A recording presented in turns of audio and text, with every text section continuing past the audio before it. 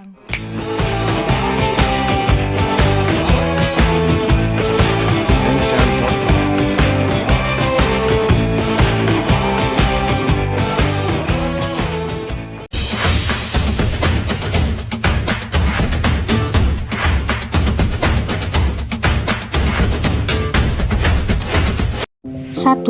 Pengertian kurikulum pendidikan Islam.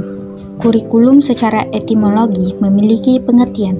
Mengutip dari Sutomo dalam Kamus Webster, kurikulum berasal dari bahasa Latin yang mempunyai arti berlari cepat, tergesa-gesa, menjalani. Bila dikatabendakan menjadi curikulum yang artinya lari cepat, pacuan, balapan berkereta, berkuda, berkaki, perjalanan, satu pengalaman tanpa berhenti, jalan larinya, perlombaan, pacuan, balap, peredaran, gerakan berkeliling lamanya, lapangan perlombaan, gelanggang, jalan.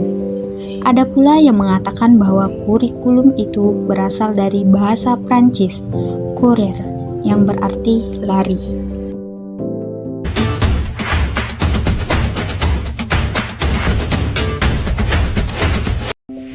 2. Karakteristik kurikulum pendidikan Islam. Pada umumnya, kurikulum yang sering dibahas dalam kajian pendidikan adalah kurikulum yang bersifat tertulis atau kurikulum yang ditekankan pada aspek kurikulum yang jelas dan menonjol saja. Namun, bagaimana dengan kurikulum yang tidak tertulis dan tidak tampak menonjol? Hal ini tidak kalah pentingnya dengan kurikulum yang tertulis. Menurut banyak ahli, justru kurikulum yang tidak tertulis sering diabaikan orang. Kurikulum yang tertulis dinamakan dengan stated curriculum atau manifest curriculum. Pada kurikulum tertulis ini, banyak mendapat perhatian karena jelas dan mudah dikembangkan serta sejalan dengan perubahan atau perkembangan arti kurikulum itu sendiri. Ada pula kurikulum yang tidak tertulis yang disebut dengan hidden curriculum atau unstudied curriculum, sebuah kurikulum yang memuat sejarah aktivitas anak didik ketika di dalam ataupun luar sekolah dengan kendali sekolahnya. Meskipun demikian, anak didik banyak mendapatkan pelajaran yang banyak tidak direncanakan yang disebut dengan hidden curriculum.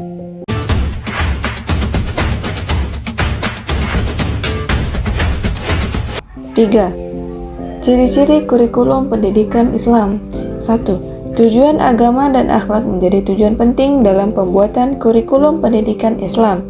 Kandungan-kandungannya, metode dan alat tekniknya.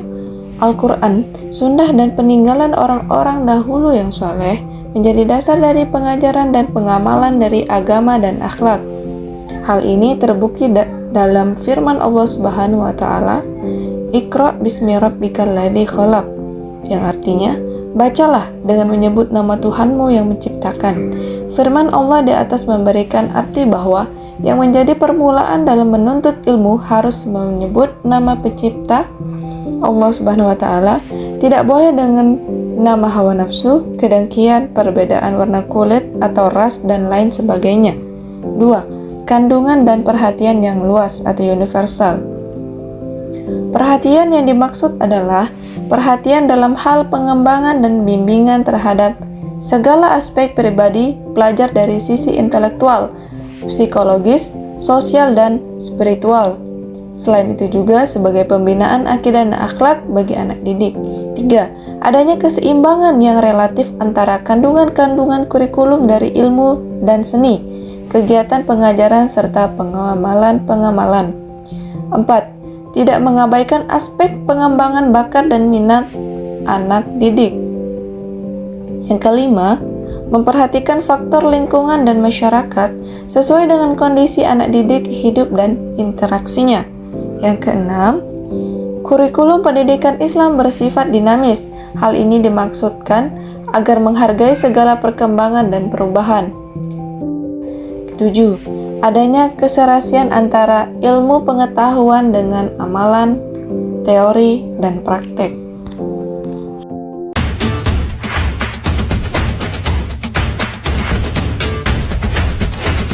4. Prinsip-prinsip kurikulum pendidikan Islam.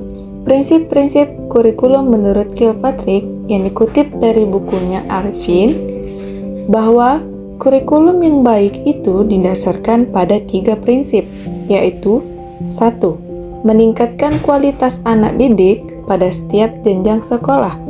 Hal ini senada dengan UU RI nomor 20 tahun 2003 tentang Sisdiknas bab 10 pasal 36 ayat 2 menyatakan bahwa kurikulum pada semua jenjang pendidikan dikembangkan dengan prinsip diversifikasi sesuai dengan satuan pendidikan, potensi daerah, dan peserta didik. Kedua, mengaktualkan kehidupan anak dengan mengarahkan perkembangan kehidupan yang bulat dan menyeluruh, all-round living. Yang ketiga, mengembangkan aspek kreatif kehidupan sebagai hasil dari proses pembelajaran dengan mengaktualisasikan kemampuannya dengan aktif memikirkan sesuatu yang baru melalui pertimbangan-pertimbangan yang matang.